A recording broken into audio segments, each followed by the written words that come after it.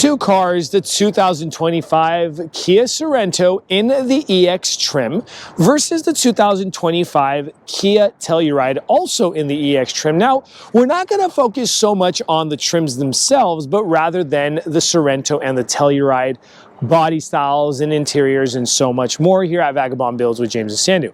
Let's go ahead and dive in and start talking about these things, okay? So let's start with the Kia Sorento, which is the little brother, I say.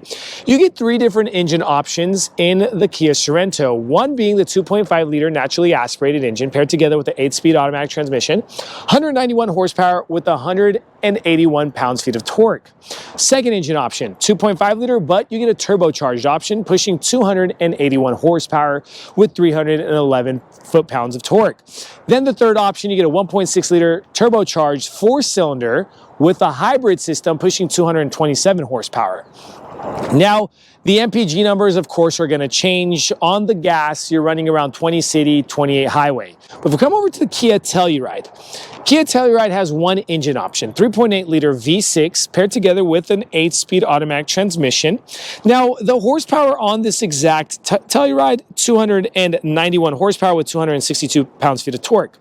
The MPG numbers on these is about 18 city and a 23 highway, so you're losing quite a bit off the highway MPG. Now, dimensions on both, let's say, starting with the Telluride, the one you're looking at right now in the video is 197 inches in length, 78 inches in width, and 69 inches in height, 114.2 inch wheelbase with an 8.4 inch ground clearance. Coming over to the Sorento, this is a bit smaller, I have to say, coming in at 189 inches in length, so that's 8 inches shorter, 75 inches in width, 3 inches narrower, and 67 inches in height, being 2 inches shorter. 110.8 inch wheelbase, 7 inch ground clearance. Now let's talk some more powertrain. The Sorento does come front wheel drive or all wheel drive option. The Telluride comes front wheel drive or all wheel drive option. Towing capacities, max towing capacity on the Kia Sorento. 4,500 pounds of max towing capacity when properly equipped. That is going to be the X-Line Pro SX Prestige trim, okay? Keep that in mind. If you don't have that trim, you're gonna have less towing, 3,500 pounds, 2,000 pounds packages. If we come over to the Kia Telluride, max towing capacity with when properly equipped, 5,000 pounds standard, okay, right here. Now let's go ahead and bring the front ends to you guys, starting with the little brother. Headlights do come LED projection. This is the design on the headlight. Left the daytime running lights in the amber color. Black housing, so that's pretty much the standard look on the headlights. The grills as well with the high gloss black silver trim. Got bumper sensors going across, matte black plastic lower grille, and some more silver and matte black plastic. Fog lights, LED, that's what your fog lights are going to look like. So that's pretty much the front end here. Now let's go ahead and shoot over, completely different on the headlight. We have the LED projected headlights, matte black plastic grille with some silver going around, no bumper sensors here in the front, matte black plastic lower grille with some more matte silver down there, okay? So higher trims will get, again, different bells and whistles. We just wanted to show you guys the overall look. Coming over to the side, again, you got some differences in the fender shape. The headlights on the Sorento come into the fender area where it's just kind of one little bubble here on the Telluride. We're waiting for an update on the Telluride. Dropping down, wheel completely different, 20-inch alloy rims. These are premium on the Continental Cross contacts, and they're running on the size exactly as a 255/45/20 with a McPherson front strut suspension on the Sorento. On the Telluride, they're running a better tire, a Pirelli Scorpion all-season tire at a 245/50/20.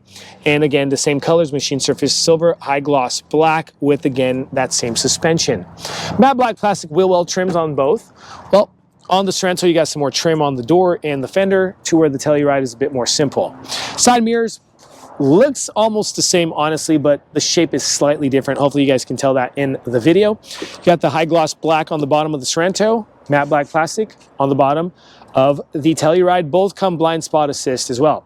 Both have the smart access key fob entry, silver going around both windows, and the roof rails up top. But just wanted you guys to get an idea of the body lines here. If you guys pay attention, kind of a bit more curvy on the Sorento little bit more kind of protruding body line on the Telluride. If we drop down, again, this kind of indents in, right?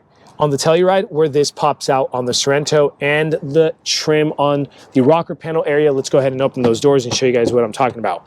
Complete different trims on those as well. Now shooting over to the rear of the car, this is what your glass is gonna look like. You got kind of have a sharper glass on the Sorento to where here's a bit more bubbly.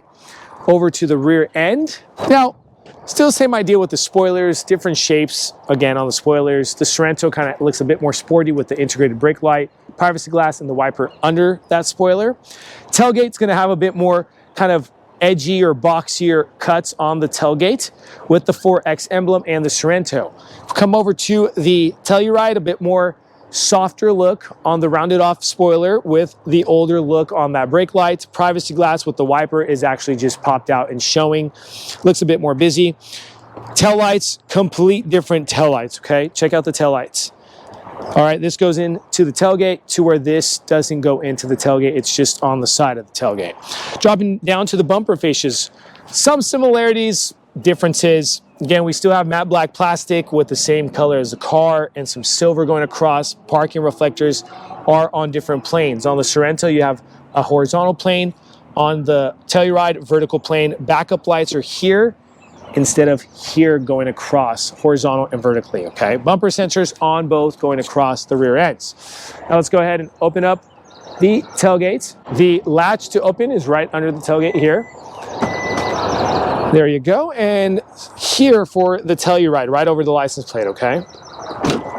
Both electric opening tailgates. Starting with the Sorento, let's go ahead and talk cargo area. Is going to be 13 cubic feet of space minimum, maximum 76 cubic feet of space. Let's go ahead and show you guys real quick what that looks like. We'll drop these mats down. Okay. There you go. And we got a little control unit here to drop those two second row seats. That's what 76 cubic feet of space looks like. 12-volt outlet here on the right. And if we go ahead and lift up this mat, some more cargo area. The spare tire is going to be under the vehicle on the Sorento, okay?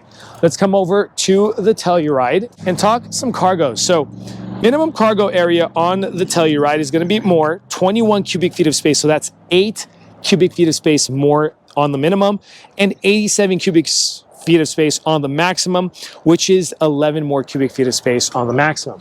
Let's go ahead and show you guys what the minimum looks like.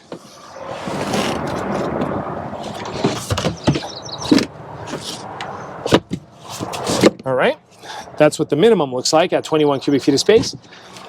Way more cargo, I have to say. Your spare tire is also under the car. Okay, and we go ahead and drop this, but your control unit is on the left with the 12-volt outlet to drop the second row seatings. Let's go ahead and do that. Well, that's what your 87 cubic feet of space looks like. And being both all-wheel drives, great for the camping trips, the ski trips, and so much more, all right? Now that we're done talking about the powertrain options in the Sorento and the Telluride, showing you guys a quick look on the exterior and cargo, let's show you interior. Before we continue with this video, if you find yourself in the Sacramento, California, or the greater Sacramento area like Rockland, Roseville, Elk Grove, and many other cities, if you need a passenger van rental for the friends and the family for the fun activities such as San Francisco, Napa Valley Wine Country, Yosemite, Lake Tahoe, Yellowstone, and many other places, use the link in the description below and rent from Vagabond Van Rentals. We also deliver. Thanks, guys. Let's go ahead and continue with this video. Continuing with the interior, I'm sitting inside the Sorento, okay? Well, your mind might be screaming at you guys asking, what are the price tag differences? Well, the MSRP on the Sorento is going to be $39,590. Well, we're going to compare that MSRP sticker and show you guys what an extra $4,200 gets you inside the interior of the Telluride, coming in at $43,790, okay? Well, check this out. My personal opinion is honestly the Sorento is like just a miniature version of the Telluride. And why do I say that? Is because the seats kind of resemble each other. This being the Syntex upholstery, electric controlled seats on the front seats of the EX trim. If you have lower trims on the Sorento, you'll get manual seating. If you have higher trims, you'll get more bells and whistles as well, okay? In front, we got the sleek design on the air vents and trim looks with the lockable glove compartment. The infotainment screen, 12.3-inch infotainment screen, but this is the updated interface from Kia which I really like this one. I'm going to show you guys the older look on the Telluride, and this is what your map looks like on a 12.3-inch screen, and this is what your backup camera looks like on the Sorento. Very clean look, okay? Stopping that, dropping down, touch-sensitive control unit, and you have two different options on the interface of that control unit. It's the temperature controls, and also if you press that little icon there that looks like a little paper airplane, you also can control that infotainment screen from here as well. USB-C plugins, wireless charging pad, shift lever with your heated seats to the right and the left. And another thing that, remember I told you guys that it looks kind of different. It looks like a miniature version of the Telluride, is because this setup here, I want you guys to keep an eye out, is kind of looks the same, okay? Also, the setup here looks the same too. Comparing to the Telluride, the Sorento has the 5 different modes with the center lock and a few buttons here for parking sensors, the camera, parking brake, auto hold, hill descent control, and engine on off. The removable tray with center console area. The cluster itself is going to be digital on the center there, and you can mess around with the info cards to check out your compass and all that good stuff, okay? The steering wheel, pretty simple, straight to the point. We got the lane assist control button with the crash warning, your media buttons with your phone and your voice controls, and changing the mode on that infotainment screen. We have also the lever there for your windshield wipers, and the lever here on the left for your lighting system. On the left-hand side of the manual steering column, traction control, tailgate lift button, and the button there for your lighting on your dashboard. And this is what your door panel is going to look like, okay? Controls and your handles here, opening handle here, pulling handle here, controls to the windows and side mirrors. Now that we're pretty much done with the front side, let's show you second and third row seating of this Sorento SUV. Now that we're in the second row and third row seating, you might also be thinking about how tall is this guy? I'm about 6 feet 2 inches. The clearance there on the front is completely good with head clearance and leg clearance, and I felt pretty comfortable. Now, again, the Telluride is going to be a little bit wider and a little bit more spacious feel, but the Sorento is still pretty good for a 6 foot 2 inch guy like me. Now, the second row seat is also a clear for the head clearance and the leg clearance as well, but this is what the captain chairs look like. Now, you have an option on the Sorento to get a bench seat, and you get that extra passenger, making it a 7-passenger instead of 6-passenger SUV. You get the armrests here, as well as a little electric control button to bunny hop the seat forward, a manual lever here and here. 2 different pockets on the front seats. You got a mesh pocket and the Syntex wrap pocket there. USB-C plugins are going to be on the inner side of those front seats, as well as the air vents and a 12-volt outlet. Okay, let's go ahead and shoot over to the third row, show you guys a quick look on the third row, and show you guys how small the third row gets. And this is where I think people are going to start debating on which they should get. Now, my head is touching the top liner up here. Leg clearance is literally, I'm barely touching the back of that second row bench, and I'm sure if you don't need that much room in the front, you can maybe move this and maximize your space back here. But again, your taller people aren't going to be back here. Maybe the kiddos or the animals are going to be back here. If I had to do a long road trip with the friends or the family and I needed a squish, this would be more than comfortable to say. USB-C plug-in on the right and on the left with your cup holders and some personal cubby room. Now that we're done with the Sorento, let's go ahead and show you guys the Telluride. Now inside the Telluride, and maybe you guys can see it in the video, but again, it does feel right off the bat a bit more spacious on the width and on the leg area. Head clearance is completely there, everyone. So this is just the first row, and again, in every vehicle, pretty much first row is pretty comfortable. The seats themselves kind of feel the same. Your wrap on the seats are leather wrapped versus the Syntex, right? And they're both electric controlled. But the Telluride has the heated and ventilated seats, and where you're going to see that is right here. Those switches here are ventilated here when they're blue and heated when they're amber yellow, okay? Now, wanted to also show you guys, remember I told you guys that look here, kind of the same idea. It has some handles there, so if you wanted to drive that 3.8 liter kind of fast, you got to hold on, all right? In front, still a lockable glove compartment, kind of an older look on the trim with regards to the dashboard. This is not natural wooden inlay, all right? And this is the screens, all right? 12.3-inch infotainment screen. This is kind of the old interface look there. And show you guys what the map looks like as well, kind of same idea. And if we go ahead and lock into that back camera, again, same idea with the back camera as well. All right, and then go back into home. But if we drop down, we got the hard buttons there to control that infotainment screen from here, as well as controls on the panel here for your dual climate controls. Now in the Sorento, these are both combined in a touch sensitive screen. As I mentioned, you just got to switch in between those two little icons. Well, this actually separates them with hard buttons. A lot of people might actually like this better because they like that kind of old style, straight to the point, so they're not skimming around for touch sensitive buttons. USB-A, USB-C plug-in with the wireless charging pad as well. Shift lever, same kind of idea with the center lock, the 5 drive modes, and again, the parking sensor button, auto hold, engine on off, and parking brake button. Center console, removable tray with another USB-C plug-in. So you're getting an extra USB-A plug-in in the front of that center console, all right? Up top, this is a big difference. The manual visor with the tilt slide sunroof option. You could get that in the Tellurides. Rear view mirror does come auto dimmable. Kind of the same idea on the front cluster as well, with that little digital screen for your info cards, your compass and whatnot, and the same setup on the right and on the left with your miles per hour numbers and RPM numbers. Steering wheel, pretty kind of idea, same idea, the quad spoke steering with the same controls, exactly, the cruise control with the lane assist, parking, crash warning, sorry, the crash warning, not the parking. You got your phone, your voice activation, your modes, and again, your media controls. On the left-hand side, we got one extra button is that hill descent control button on the left-hand side, but you still get the traction control, the tailgate lift button, and the lighting dimmable button for the dashboard.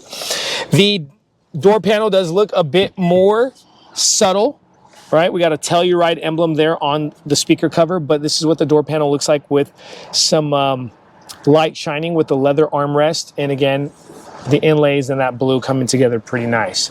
Now that we're done with the front, let's show you the second and third row and finish up with the video.